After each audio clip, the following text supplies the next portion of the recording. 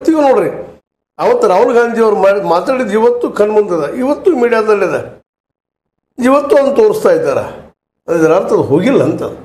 ಇವರು ಅಲ್ಲಿ ಕಡದಕ್ಕೆ ತಾಕಿರ್ಬೋದು, ಆದರೆ ನಮ್ಮೆಲ್ಲರ ಮನುಷ್ಯನ ಕೂತಂತ ಆ ಫೋಟೋಗಳನ್ನು ನಾವೆಂದು ಮರೆಯಲಿಕ್ಕೆ ಸಾಧ್ಯ. ಖಂಡಿತ. ಇವಾಗ ರಾಹುಲ್ ಗಾಂಧಿ ಅವರು ಹಿಂಸಾಚಾರಿ ಬಿಜೆಪಿ ಅಥವಾ ಹಿಂಸಕ ಬಿಜೆಪಿ ಅಂತ ಹೇಳ್ತಾರೆ. ಸಂಜಯ್ ಸಿಂಗ್ ರವರು ಕೂಡ ಅದೇ ಒಂದು ಶಬ್ದವನ್ನ ಬಳಸ್ತಾರೆ. ಹಿಂಸಕ ಬಿಜೆಪಿ ಅನ್ನೋದ್ರ ಅರ್ಥ ಏನು ಸರ್? ಅದ್ರ ಹಿಂದೆ ಇರುವಂತಹ ಏನ್ ತರ್ಕದಿಂದ ಮಾತಾಡ್ತಾ ಇದ್ದಾರೆ? ಈಗ ನೋಡ್ರಿ, ಅವರೆಲ್ಲರೂ ಕಂಡದ್ದು ಈಗಾಗಲೇ 10 ವರ್ಷದ ಆಡಳಿತದಲ್ಲೇ ಲವ್ ಜಿಹಾದ್ ಅಂತ ತಗೊಳ್ರಿ, ಅಥವಾ ಮಾಬ್ ಲಿಂಚಿಂಗ್ ತಗೊಳ್ರಿ.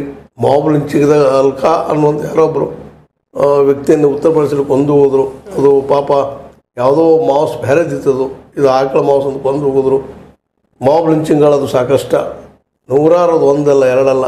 ಬುಲ್ಡೋಜರ್ ಪ್ರಯೋಗ ಆಯಿತು ಬಡವರ ಮನೆಗಳ ಮೇಲೆ, ಅದರಲ್ಲೂ ಮೈನಾರಿಟಿಗಳ ಮನೆಗಳ ಮೇಲೆ. ಹಿಂದೂ ಮುಸ್ಲಿಂ ತಿಕ್ಕಾಟಗಳು ಅದು ಎಷ್ಟೋ ತಿಕ್ಕಾಟದವ್ರು ಜನ ತಮ್ಮ ಜೀವನ ಸ್ಥಿತಿ ಕಳ್ಕೊಂಡ್ರು. ಯಾವಾಗ ರಾಮ ಮಂದಿರ ಕಟ್ಟಬೇಕಂತ ಇಟ್ಟಂಗೆ ಸ್ಟಾರ್ಟ್ ಮಾಡಿದ್ರು ಹೇಳಿಕೆ, ಅದನ್ನೇ ಅವರು ಅಂದಿನ ಹಿಡ್ಕೊಂಡು ಇವತ್ತಿನ ನಂತರ ಶುರುನೂ ಅದರೇ, ನಿಂತೇ ಇಲ್ಲ.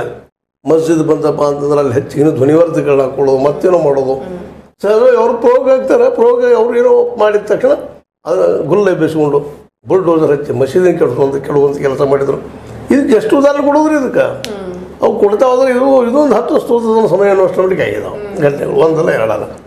ಹೀಗಾಗಿ ಅವರು ಇದು ಹಿಂಸಕ ಹಿಂದೂಗಳು ಇವರು ಅಂತ ಕರೀತಾರೆ. BJP ಹಿಂಸಕ ಹಿಂದೂ, ಮೋದಿ ಅವರು ಹಿಂಸಕ ಅನ್ನುವಂಥ ಹಿಂಸೆಯಲ್ಲಿ ನಂಬಿಕೆಟ್ಟವರು.